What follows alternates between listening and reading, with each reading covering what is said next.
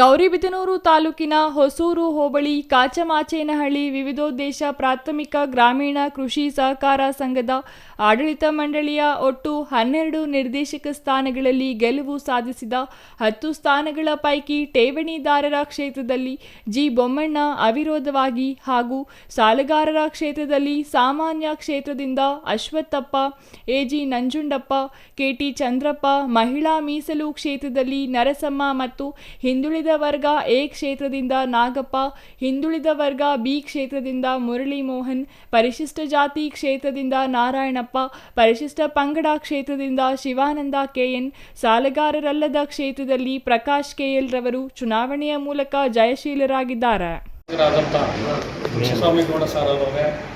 ಹಾಗೆ ನಮ್ಮ ಹೋಬಳಿ ಹೊಸೂರು ಹೋಬಳಿಯಿಂದ ಬಂದಿರತಕ್ಕಂಥ ನನ್ನ ಎಲ್ಲ KHPಯ ಮುಖಂಡರುಗಳೇ, ನಿಜವಾಗ್ಲೂ ಈ ಒಂದು ಸಭೆ ನೋಡಿದ್ರೆ ನಮ್ಮ ಭಾಳ ಖುಷಿ ಆಗ್ತದೆ. ಏಕೆ ಅಂತಂದರೆ ನಮ್ಮ ಹೋಬಳಿನಲ್ಲಿ ಇವತ್ತು ಈ ಒಂದು ಐತಿಹಾಸಿಕ ದಿನ ಅಂದರೆ ತಪ್ಪಾಗಲಾರದು.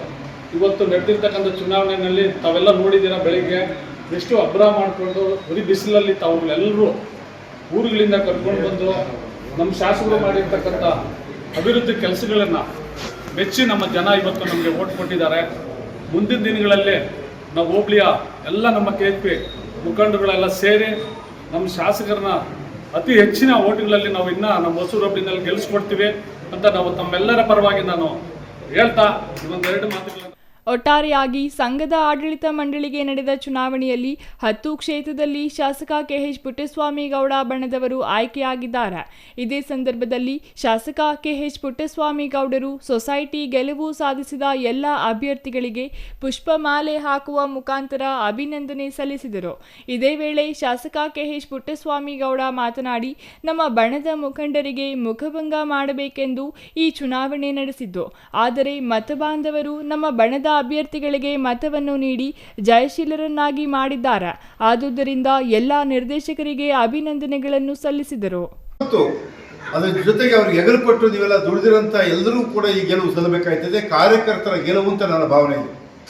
ಯಾಕೆಂದ್ರೆ ನಮ್ಮ ಬೊಮ್ಮಣ್ಣ ಹೇಳ್ದಂಗೆ ಇವರು ಇಡೀ ಜನಸಮೂಹನ ಸೇರಿಸ್ಕೊಂಡು ಭಾರಿ ಆರ್ಭಟ ಮಾಡ್ತಿದ್ರು ಅಂತಲೂ ಕೇಳ್ಪಟ್ಟಿದ್ದೀನಿ. ಎಲ್ಲ ಕಡೆ ನಾವೇ ಗೆಲ್ಲೋದು ಅಂತಲೂ ಹೇಳ್ಕೊಂಡಿರೋದು ನನಗೆ ಕಿವಿ ಬಿದ್ದಿದೆ.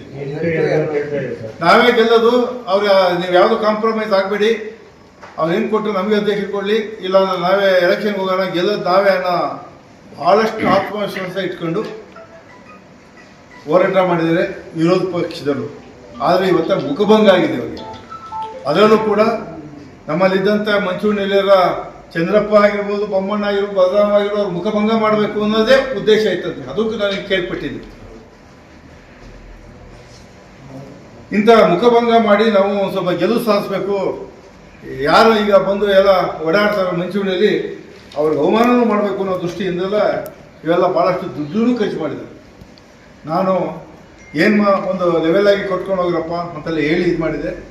ಆದರೆ ಅವರು ನಮಗೇನು ಕಡಿಮೆ ಇದ್ದಂತೆ ಖರ್ಚು ಮಾಡಿದ್ರು, ಕಡಿಮೆ ಇದ್ದಂತಲೇ ಎಲ್ಲ ರೌಂಡಲ್ಲೂ ಹಗಲು ರಾತ್ರಿ ಎಲ್ಲ ಅವ್ರನ್ನೆಲ್ಲ ಜೊತೆ ಬಿಟ್ಕೊಂಡು ಮನೆಗೆ ಹೋಗಿ ಅವ್ರಿಗೆಲ್ಲ ಗೋಗರ್ಕೊಂಡು ಎಷ್ಟೇ ಪ್ರಯತ್ನ ಮಾಡಿದ್ರು ಕೂಡ ಎಲ್ಲ ಪಕ್ಷದವರು ಜೊತೆಯಾಗಿ.